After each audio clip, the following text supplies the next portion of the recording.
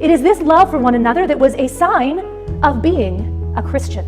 Christians cared for the sick and made sure that widows and orphans were clothed and fed. So our work, also as followers of Jesus, is this work of love. Visible and active and self-giving and risky and world-changing love. Because we can feel unsure or depressed or confused or scared. And that fear, that confusion, that could be for ourselves, for our communities, for the church. But the readings today tell us that God's self is everywhere, in the sky, and the sea creatures, and the birds, and the water, and the church, and the land, and in each other. We are yoked to things that are burdensome. The world's getting very complex, and there's a lot of things going on, and there are a lot of voices. And then I remember that I have yoked myself to Jesus, and Jesus says, be love. Love wins.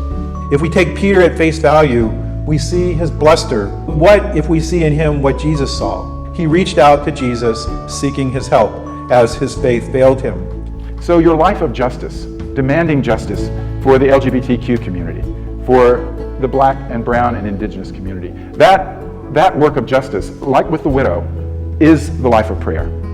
The life of peeling the potatoes and making a beautiful meal and cleaning up, that's the same prayer life. And everything that goes in between those two things, everything you can think of about your life, everything done with love pouring forth from you is prayer. This faith community does not fear differences. We celebrate them. And this church is not afraid to look at our past sins of discrimination. We seek God's help to do better, and we strive for justice and peace among all people. A multicolored sign stands at the edge of our church property. It's in the shape of a heart. It stands in opposition to hatred and fear. It is a sign of welcome to all. It says, love wins. And it does.